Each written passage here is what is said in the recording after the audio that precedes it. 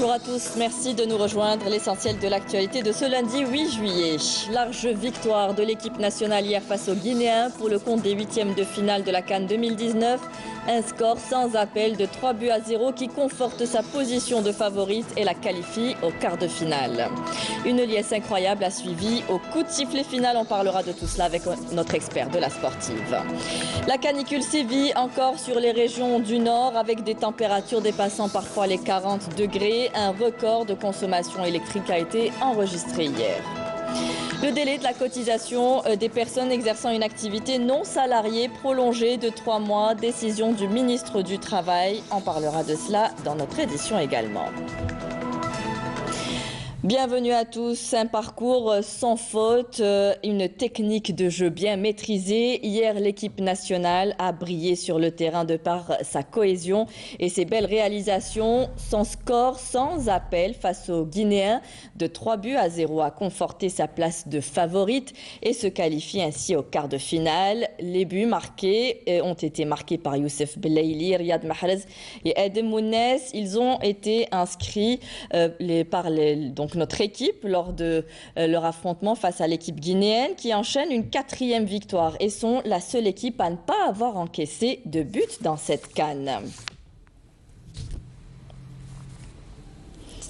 On est plus que satisfait, on a réalisé une bonne performance sans encaisser de but et en marquant 3 points. On n'a pas réellement été en danger, on a contrôlé ce match. Ce sont là les paroles du sélectionneur national après-match. Mortar Hamani, bonjour. Bonjour Friel. Alors, contrôle, aucun but encaissé. On sent aujourd'hui une équipe bien soudée, bien déterminée à aller plus loin.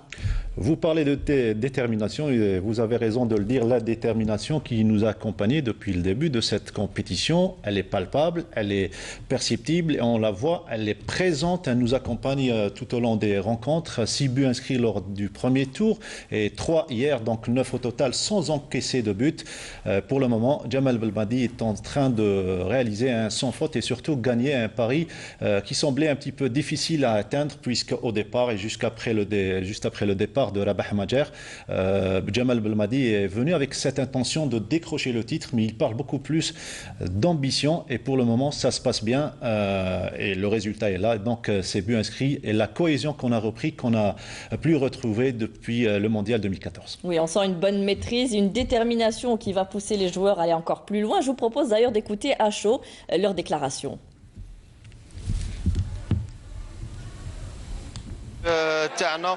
اللي ان شاء الله نفرحوهم ونروحوا بعيد في هذه البطوله ان شاء الله. احنا فريق منتخب جزائري فريق كبير وين نستاهلوا كل كوب d'Afrique نروحوا بعيد. Ça fait du bien. Voilà, on a vu les matchs, il y avait certaines équipes qui sont fait accrocher et on a réussi à passer ce tour-là, ça fait du bien. Merci, c'est gentil. On a fait un bon match solide. On a marqué 3 buts. On n'a pas encaissé. Alhamdoulilah. Je sais pas, on verra. C'est Allah qui décide. Alhamdoulilah, تبعنا نصائح تاع الكوتش. عندنا مباراة بطولية لعبنا بالقلب الحمد لله ربي وفقنا مازال الخدمة قدام ان شاء الله. الحمد لله عرفنا كيفاش نجيروا المباراة ومازال ما اوكيسيناش اوكان بوت وانا نماركيو اشاك ماتش انا ماركيو انا نفينيو بيان لي زاكسيون ديالنا رانا نخدموا مليح ان شاء الله نزيدو نكملوا هكا ونمدوا اكثر باش نفرحوا هاد الشعب. Voilà, les Verts nous font rêver de nouveau. Aujourd'hui, l'espoir est permis, même si l'Algérie a encore des marches à grimper, à commencer par un quart de finale qui se jouera contre des nations coriaces. Quelles sont nos chances, Mortar? Les chances, nous avons donc, on doit surtout se fier aux propos des joueurs après match. Aussitôt la qualification acquise, ils sont tout de suite mis dans le bain du prochain match. Ça sera face soit au Mali, soit face à la Côte d'Ivoire. On doit attendre cet après-midi à partir de 17h, Mali-Côte d'Ivoire, une superbe affiche pour les huitièmes de finale. Le Mali qui a terminé premier du groupe E avec 7 points, 2 victoires et un match nul, alors que la Côte d'Ivoire a été battue uniquement par le Maroc. Elle a terminé deuxième du groupe D, 6 points, donc 2 victoires et une défaite. On a déjà battu la Côte d'Ivoire, souvenez-vous, c'était en 2010 avec la génération des Bougra et Marni, une très belle victoire. Espérons rééditer l'exploit. On doit attendre le match de cet après-midi, Mali-Côte d'Ivoire. Pour être déterminé sur notre prochain adversaire. Il faut savoir aussi que Riyad Mahrez a été élu, ou en tout cas décroché le titre de meilleur joueur du match hier. par la CAF, Mokhtar. Juste récompense pour ce joueur pétri de qualité qui jusque-là n'avait pas encore retrouvé ses repères. Le fait que Jamal Belwadi lui donne le brassard de capitaine, ça a un petit peu stimulé ce joueur et le résultat est là. La cohésion, elle est présente et derrière cette cohésion, il y a un grand capitaine qui s'appelle Riyad Mahrez qui nous a fait donc rêver hier par ses très belles prouesses techniques. Et voilà, on voit donc Riyad Mahrez qui a été récompensé hier par la CAF et élu donc meilleur joueur du match, un titre largement justifié. Merci Mortal Hamani pour toutes ces informations et pour tous ces détails. J'espère vous retrouver encore dans nos JT pour de prochaines victoires. Voilà. Merci. Beaucoup d'émotions au coup de sifflet final. Les 2000 supporters algériens installés dans les gradins du stade du 30 juin ont laissé éclater leur joie et ils sont nombreux, les Algériens, à vouloir regagner le Caire pour assister au quart de finale et voir les Fennecs arriver à la prochaine étape. Une soirée très animée a suivi dans les rues du Caire et même ailleurs. Les Algériens sont sortis défiler partout où ils s'y trouvaient.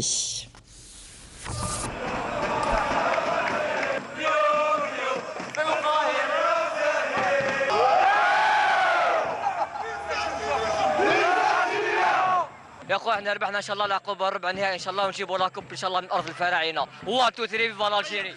انا قلت لك قبل الماتش 3-0 وانا ربحنا 3-0. مبروك على الجزائر وان شاء الله يربحوا وياخذوا الكاس 1 2 3 ويربحوهم كاع. ان شاء الله الكاس لنادي الجزائر والجزائر ان شاء الله هتاخدها من استاد القاهره ان شاء الله. بقول لبلدي ان شاء الله مربوحه على طول وان شاء الله نتاهل ومبروك علينا. صح. انا مصريه جزائريه. مصري وبشجع الجزائر رياض محرز فخر العرب.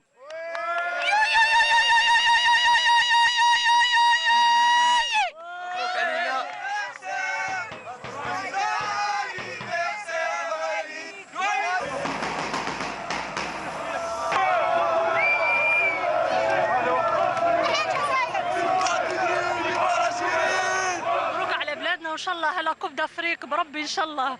ده المصري بيقول لكم الف مبروك للجزائر.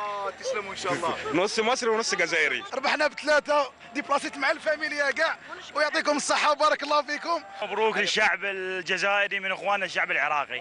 ان شاء الله تاخذوا النهائي ان شاء الله باذن الله تعالى. احنا جينا لمصر للرجوع بالكاس ونشكر اللاعبين وجميع الانصار. La liesse était nationale. Le football, ce sport populaire et fédérateur, a rassemblé des millions d'Algériens hier derrière leurs écrans. Des esplanades ont été aménagées dans certaines villes pour permettre à tout le monde de suivre ce 8e de finale de la CAN 2019. Karim Haïfa.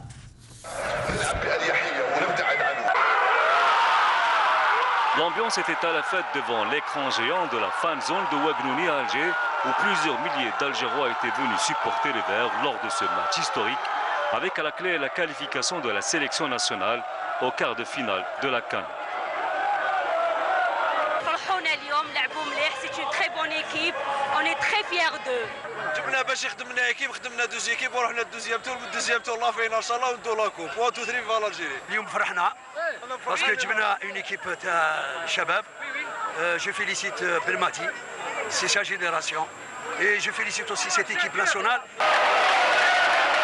Même ambiance dans cette fan zone installée au sein même du complexe Mohamed Boudiaf sur les hauteurs d'Alger, où les supporters des Verts ont laissé exploser leur joie après la fin du match.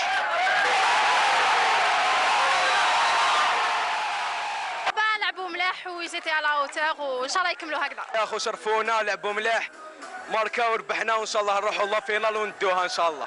Très bien, ils ont bien joué, impeccable, rien à dire. يعطيهم الصحة فرحونا الله يجبرهم ما يفرحهم. Et encore c'est pas fini, encore la finale. نحولنا قلطة كبيرة كانت في سترنا. يلا يرحم والديكم. بارك الله فيك محرس بالماضي قاع بارك الله فيك. الله يعطيكم بالخير.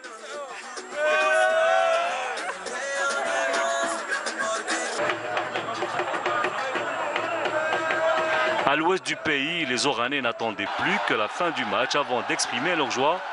Certains n'ont pas pu retenir leurs larmes.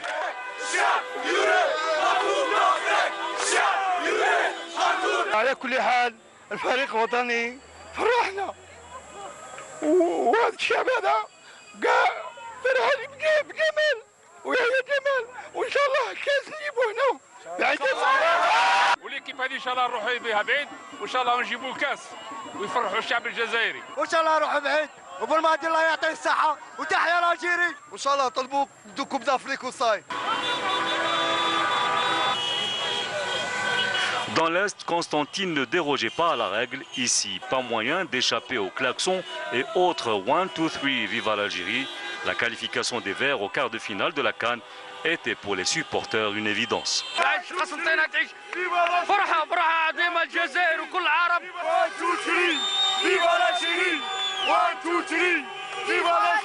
Vive l'Algérie, تحيا l'Algérie وان شاء الله الله كوب ان شاء الله. انا في قسنطينه جينا من الجي خانا خدامين انا في قسنطينه وفيف l'Algérie. مبروك للجزائر والشعب الجزائري. Malgré les températures caniculaires, à Ouergla, Ouedsouf, Biskra, Béchar ou encore Adrar, les supporters de la sélection nationale savouraient la victoire des combattants du désert, une victoire qui a une saveur particulière pour les habitants du sud du pays. الوطني وعلى الطاقم الفني وعلى راسهم جمال بالماضي بمناسبة هذا الفوز اللي قدموه لنا بمناسبة عيد الاستقلال والشباب وعيد الثورة. وتحية الجزائر وتحية الجزائر والفينال إن شاء الله. فيفا الجزائر! تحية الجزائر 1 2 3 فيفا الجزائر! مبروك على بلادنا وعقبال لا فينال. فرحة تاريخية صنعها أنصار الخضر من مدينة أدرار من أقصى الجنوب مشاركون. هذا أقسم بالله إن هذا الشعب وهذا الشباب يستحقون هذه الفرحة. يستحقون 1 2 3 فيفا الجزائر! 1 2 3 فيفا الجزائر! 1 2 3 فيفا الجزائر! Et c'est ce que nous pouvions dire sur la qualification des Verts au quart de finale. On passe au reste de l'actualité. La zone de libre-échange continentale africaine a été lancée hier à Niamey dans sa phase opérationnelle à l'occasion de la tenue du 12e sommet extraordinaire des chefs d'État et de gouvernement de l'Union africaine pour assurer l'approfondissement de l'intégration africaine et garantir la paix et la prospérité. L'Algérie, par la voix de son Premier ministre, Nourdine Bedoui, représentant le chef de l'État Abdelkader Ben Salah, à ce sommet extraordinaire a annoncé sa décision de procéder à la ratification de l'accord et que l'instrument y afférent sera déposé prochainement auprès du président de la Commission de l'Union africaine. En marge de ce 12e sommet extraordinaire de l'Union africaine, le ministre des Affaires étrangères Sabri Boukadoum a signé à Niamey, toujours au Niger, le traité instituant l'Agence africaine du médicament.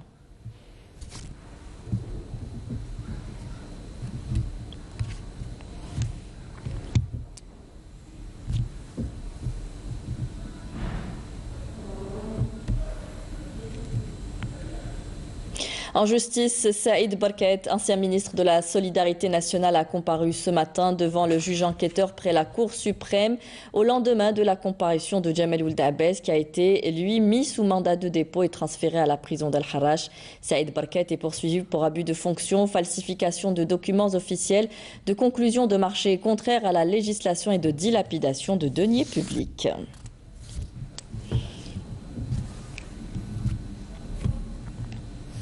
Je vous le disais en titre, le mercure est à la hausse ces derniers jours dans le pays, dans le nord du pays également. Il a grimpé au-delà des 40 degrés dans plusieurs villes du nord du pays et la canicule se poursuivra aujourd'hui et demain selon les services météo. Le taux d'humidité est lui aussi très élevé. Les températures devraient baisser d'ici les prochains jours.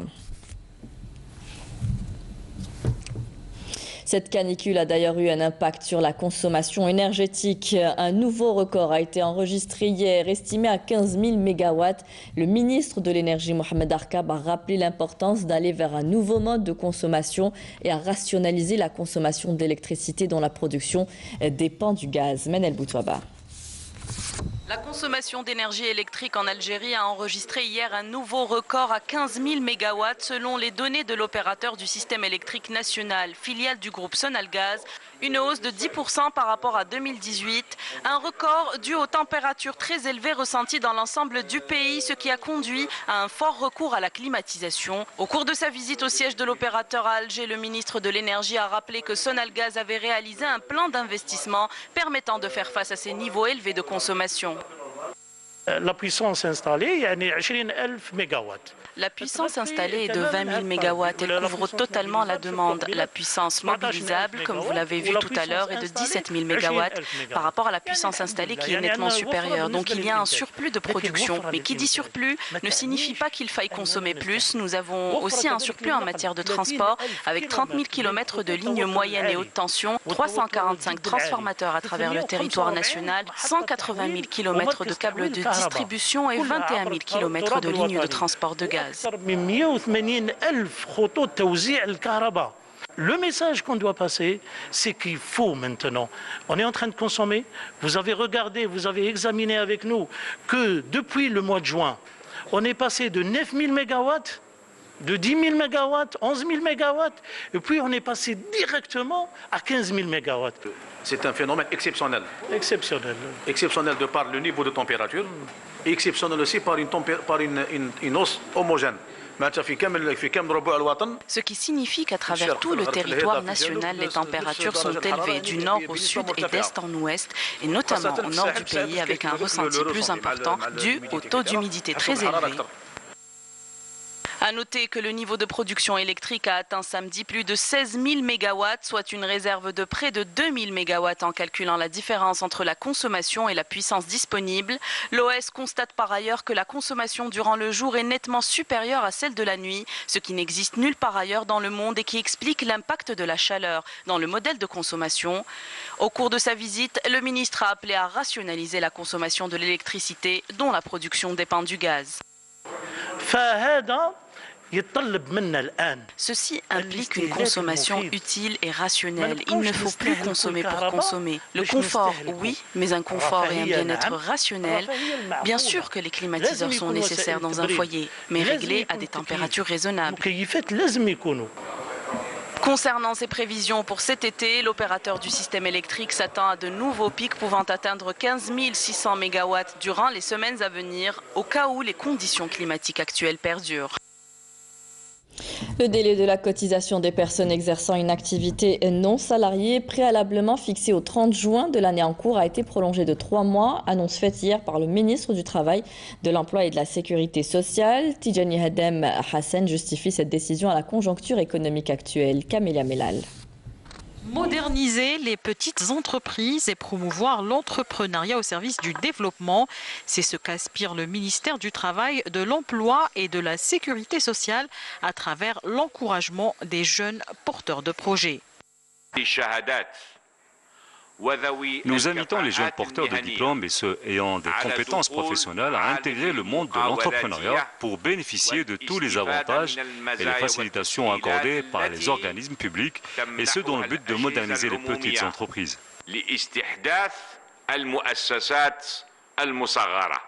La création de ces petites entreprises nécessite l'orientation et l'accompagnement durable de ces jeunes. C'est justement pour cette raison que le ministre du Travail, de l'Emploi et de la Sécurité sociale, Tidjani Hedem Hassan, a mis l'accent sur l'importance pour tout postulant à l'emploi d'avoir une formation dans le créneau d'activité recherchée. En premier lieu, nous devons sensibiliser et accompagner ces jeunes qui sont fraîchement sortis des universités, mais également leur offrir des sessions de formation, puisqu'ils intègrent le monde de l'entrepreneuriat sans avoir de grandes connaissances sur ce domaine. C'est un jeune universitaire, même واحد كبير à mon âge, وكان ما كنتش في القطاع كنت ما نعرفش. À cette occasion, le ministre du Travail a annoncé la prolongation du délai de cotisation pour les non-salariés jusqu'au 30 septembre prochain. La conjoncture économique actuelle s'est répercutée négativement sur le nombre de travailleurs non salariés et nous en sommes pleinement conscients. C'est justement pour cette raison que nous avons sollicité le Premier ministre pour prolonger les délais de cotisation, dont celles payables par les personnes exerçant une activité non salariée, préalablement fixées au 30 juin de l'année en cours, et nous nous réjouissons qu'ils aient répondu favorablement à notre doléance en prolongeant le délai de 3 mois. À la fin de sa visite, le ministre a présidé une séance de travail avec les cadres de son secteur, réitérant son appel à la bonne prise en charge, notamment des personnes vulnérables, à l'image des retraités et des personnes aux besoins spécifiques. Une commission du travail, de l'emploi et de la sécurité sociale a été mise en place par la tutelle. Son rôle sera d'écouter les préoccupations de la population et de tenter de trouver des solutions. L'exemple ce matin à Tindouf avec Fela Abraz. Une réelle opportunité pour les jeunes de la région de Tindouf pour exposer et exprimer leurs problèmes, leurs préoccupations et leurs projets devant les membres de la commission du travail, de l'emploi et la sécurité sociale désignés par la tutelle. Et c'est dans un esprit ouvert et transparent que toutes les remarques et doléances ont été transcrites. Quand une commission pareille nous vient d'Alger nous écouter, on est heureux. Tindouf, en réalité, ne compte pas une population très importante. En tout, nous enregistrons près de 20 000 chômeurs, entre universitaires et stagiaires. Et en une année, les entreprises pourraient tous les employer.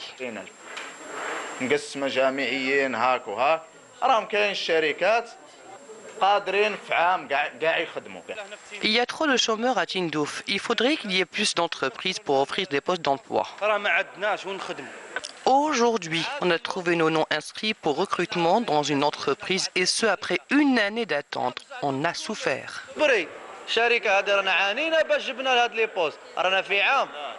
Une occasion pour les membres de cette délégation d'être à l'écoute de la population de Tindouf, mais aussi de connaître les conditions réelles du travail, ainsi que les moyens mis en place, notamment les sièges et les annexes de la tutelle dans la région. Parmi toutes les préoccupations posées, nous avons pu régler quelques-unes ici directement, mais les autres préoccupations seront présentées aux autorités concernées pour prendre les décisions qu'il faut et mettre en place les mécanismes nécessaires. السلطة العليا لكي يتم الفصل في أطارها وكذلك من أجل تفعيل بعض الآليات الجديدة. Il y a plusieurs types de propositions, celles relatives à la manière dont il faut présenter les offres de travail, celles qui concernent les exigences dans la sélection des candidats, le recrutement, le traitement des demandes d'emploi, des concours et de l'annonce des nouvelles recrues. Et lors d'une réunion de coordination, les membres de la délégation du ministère du Travail ont insisté sur la nécessité de redoubler d'efforts pour élargir les perspectives du travail et de l'emploi, de lutter contre les dépassements et d'appliquer les lois. 5 éléments de soutien au groupe terroriste ont été arrêtés hier par des détachements de l'armée nationale populaire en coordination avec des éléments de la gendarmerie nationale suite à des opérations distinctes menées à Blidat, Ismsilt et Khenchla selon un communiqué du ministère de la Défense nationale. Dans le cadre de la lutte contre la contrebande et la criminalité organisée, un détachement de l'ANP, des éléments de la gendarmerie nationale et des éléments de la sûreté nationale ont appréhendé lors de 2 opérations menées distinctement à Tlemcen 5 narcotrafiquants et en leur possession une grande quantité de kif traités s'élevant à 1 tonne et 140 kg dissimulés à bord de 3 véhicules touristiques. Par ailleurs, un détachement de l'ANP a intercepté à Borj Beji Mourtar 3 orpailleurs alors que des gardes-côtes ont déjoué des tentatives d'immigration clandestine de 27 personnes à bord d'embarcations de construction artisanale à Annabas, Kikda et à Al-Qala. Des glissements de terrain dus à la mousson ont frappé un camp de réfugiés Rohingyas au Bangladesh, tuant une personne et laissant 4 500 personnes sans abri. L'actualité internationale, c'est en bref avec Naïma Haouch. Des glissements de terrain dus à la mousson ont frappé un camp de réfugiés Rohingyas au Bangladesh, tuant une personne et laissant 4500 autres sans abri. Quelques 35 cm de pluie sont tombés en l'espace de 72 heures avant que les glissements de terrain ne se produisent dans les camps de réfugiés situés autour de Cox's Bazar qui abrite plus de 9000 Rohingyas, une minorité musulmane qui a fui le nettoyage ethnique birman. On la surnomme l'autoroute de l'enfer. Au moins 29 personnes ont été tuées et 18 autres blessées ce lundi dans l'accident d'un autocar dans le nord de l'Inde. Le car à double étage qui transportait une cinquantaine de passagers se trouvait sur l'autoroute entre New Delhi et Agra. Lorsqu'il est sorti de la voie, il a fait une chute de plus de 12 mètres dans un canal. L'étage supérieur se retrouve écrasé et l'eau complique les opérations de secours. Le président américain affirme que l'Iran n'aura jamais l'arme nucléaire. Plus tôt dans la journée, le chef de la diplomatie américaine, lui, promet à l'Iran plus d'isolement et de sanctions après la confirmation par Téhéran de son intention d'enrichir l'uranium à un niveau prohibé, violant ainsi l'accord dont les États-Unis se sont déjà retirés et manqué à leurs engagements en rétablissant de surcroît des sanctions internationales à l'encontre de l'Iran. C'est le nouveau Premier ministre de la Grèce, vainqueur des élections générales. Kyriakos Mitsotakis déclare qu'il veut un agenda de réformes ambitieux pour son pays et souhaite que les excédents économiques profitent à tous. Le chef des conservateurs grecs devra entamer des discussions avec les créanciers européens. L'opposition vénézuélienne regroupée autour de Juan Guaidó et le gouvernement de Nicolás Maduro vont reprendre le dialogue cette semaine sur l'île caribéenne de la Barbade à l'occasion d'un troisième round de pourparlers entamé en mai à Oslo pour tenter de sortir le pays de la crise politique. Retour au pays avec la course de Méharé, une tradition qui revient chaque année dans les régions du sud du pays. Ilizi a d'ailleurs organisé sa dernière course ces derniers jours. On revient dessus avec Hassiba Abdallah. À cette course, différentes tribus de Touaregs ont participé. La course qui s'est déroulée à Ilizi est exclusivement dédiée au Méhari, un dromadaire de compétition. C'est aussi une fête à laquelle s'attachent les habitants du Tassili Nadjer, une manière de rendre hommage à cet animal domestique qui a tant servi, notamment durant la révolution algérienne. عنده دور في عام الثورة كانت الجمال هي اللي تجيب السلاح من غدامس حتى الغات حتى الليزي وماذا بينا الرياضة نلحقوها الأجيال الصاعدة ماذا بينا ما سباقات كما هادو لازمنا دائما باش ما تودرش ثروة الجمال. En général, les cavaliers parcourent pas moins de 25 km. Au point d'arrivée, une foule importante les attend. Chaque tribu met tout son espoir en ses représentants. يعني بالمناسبة أنت 5 جويلية شاركت في السباق هذا وجبت المرتبة الأولى. غيودي نسوان للشين واجي إن شاء الله الدوادي الساقم ورزانا غفي الأروانا ما زال مزغة. La course des Méhari à Ilizi est plus qu'une compétition. Elle est une tradition qui regroupe toutes les tribus, un symbole d'union et de solidarité. Et on terminera ce journal avec l'ambiance des supporters algériens sortis nombreux défilés hier dans les rues de plusieurs villes du pays suite à la qualification de notre équipe nationale au quart de finale de la CAN 2019.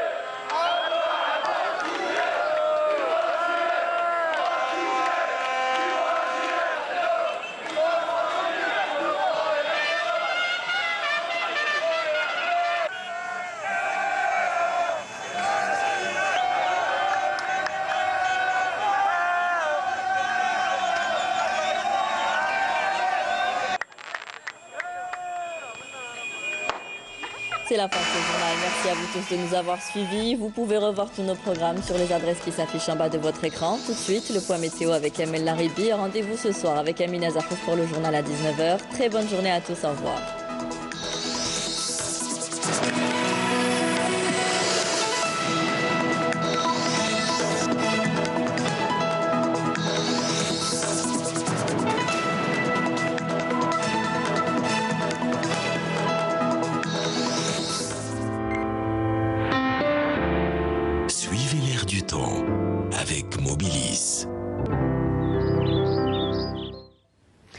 Madame Madame, Monsieur, bonjour. Eh bien, la chaleur va persister sur une grande partie du pays avec des températures caniculaires au nord comme au sud, sous un ciel le plus souvent voilé sur pratiquement l'ensemble des régions côtières et des passages nuageux vers l'intérieur ouest, centre et est du pays, accompagnés d'orages pré-orageux près des côtes durant la journée. La moitié sud partiellement voilée sur le sud-ouest, la Sahara, également le nord Sahara. Partout ailleurs, rien à signaler.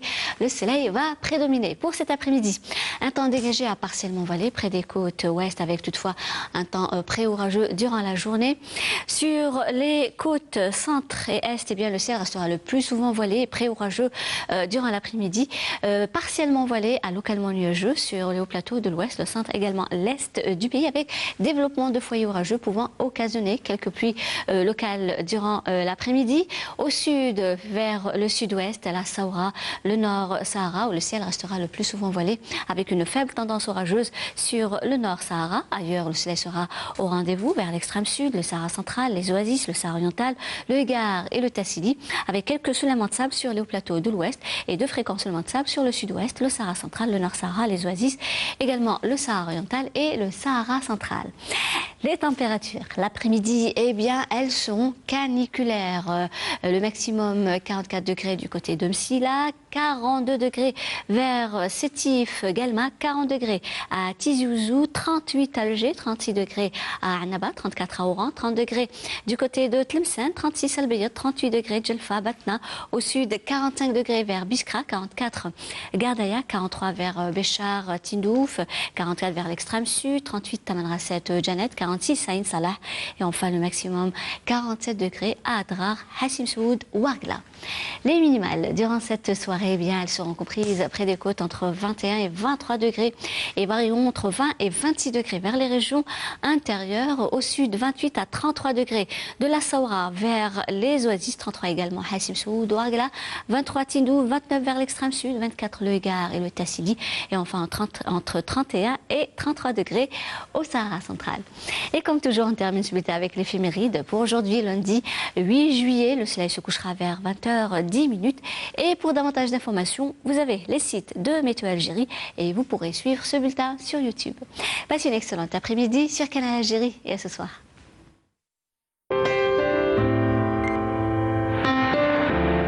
Suivez l'air du temps avec Mobilis. La nouvelle approche du chef de l'État concernant le dialogue national et les élections présidentielles.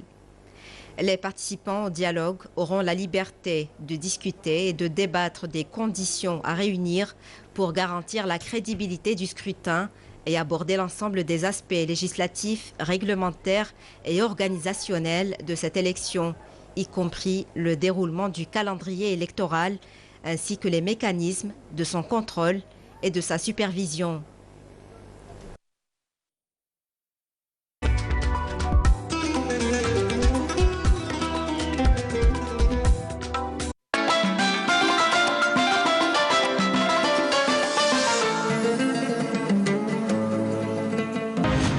رائد في صناعة الأدوية الجليسة، الجودة في صميم اهتماماتنا، إنجازات وتحديات،